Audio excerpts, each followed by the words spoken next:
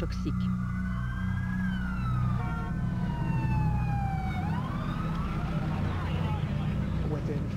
Au bout de 5 minutes, on n'y voyait plus rien à cause de la poussière dans les yeux.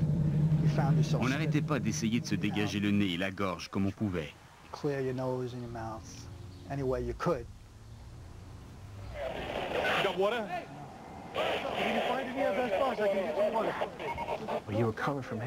On était recouvert de la tête aux pieds de cette poussière épaisse. Les premiers jours, on n'arrêtait pas d'en recracher. On en avait aussi dans les yeux, dans nos conduits lacrymaux. Quand on respirait, ça nous brûlait la gorge, ça nous brûlait le nez, ça nous brûlait les yeux, et tout le monde toussait. Cette nuit-là, Bill Dahl se souvient que c'était comme se retrouver au milieu d'une gigantesque machine à sabler. Jim Gilroy et sa famille fuient leur appartement tout près de Ground Zero. Il fait ce qu'il peut pour protéger sa petite fille de la poussière. Elle n'arrêtait pas de crier. Alors j'ai enveloppé sa tête avec un linge humide, mais elle n'aimait pas. J'essayais quand même. On était comme des réfugiés. On se retrouvait dans la rue.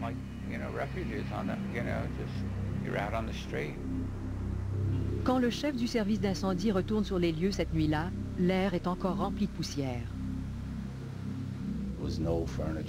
Il n'y avait plus de meubles, plus de verre, tous papier.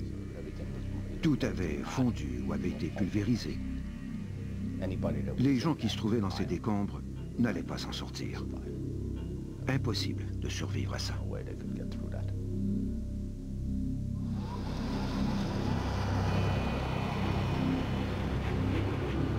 À la Maison-Blanche, la poussière n'est pas à l'ordre du jour. La priorité est de ramener le pays à la normale.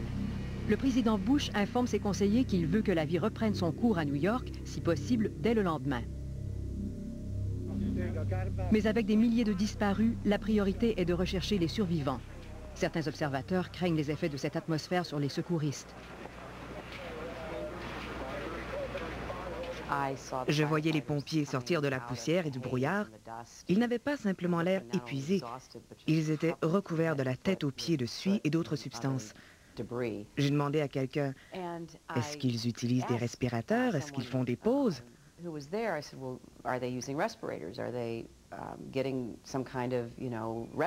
On m'a répondu, oui, tout est beau, il n'y a pas à s'inquiéter. L'Agence de protection de l'environnement, l'EPA, s'empresse de calmer les inquiétudes soulevées au sujet de la toxicité de l'air. 48 heures après l'effondrement des tours, l'administratrice de l'agence, Christy Todd Whitman, s'adresse à la presse directement du site de Ground Zero. Right now, we're not getting any elevated levels that indicate concern. We have monitored in Brooklyn. We are monitoring within a 10-block area, a 10 blocks of this area, and again, the levels are all well below any indication of a health risk.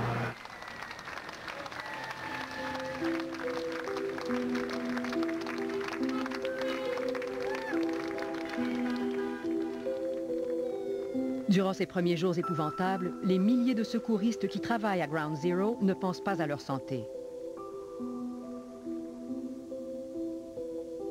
Parmi eux, il y a le monteur de poutrelles d'acier, John Sferrazzo. Comme bien d'autres, il ne s'est pas remis de ce qu'il a vu ce jour-là.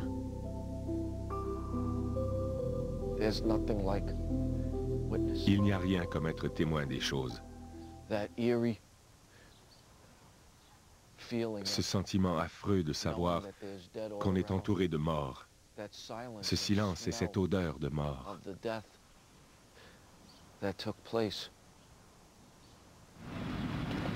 Pour les secouristes, c'est la course contre la montre dans la poussière et dans la fumée. On ne peut pas faire une croix comme ça sur les gens. On ne peut pas. C'est ce qui nous a fait le plus mal, à la plupart d'entre nous. Être là pour porter secours et ne trouver aucun survivant. Juste des parties de corps, du papier, de la fumée et cette tragédie. Le meilleur mot pour le décrire, c'est horreur. On était là. On était là pour l'Amérique.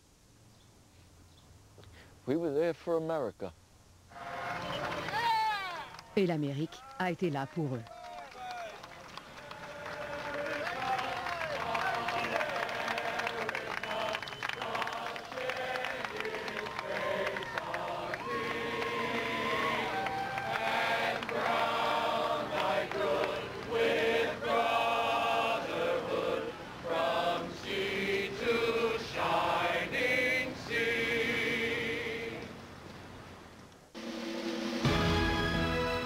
C'est comme se retrouver face à une carrière de sable toxique de 7 étages, où si on donne le moindre coup de pied, on risque de contaminer son corps avec des toxines pour la vie.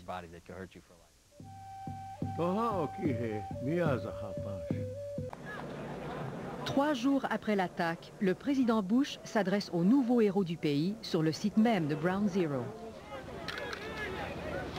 I can hear you.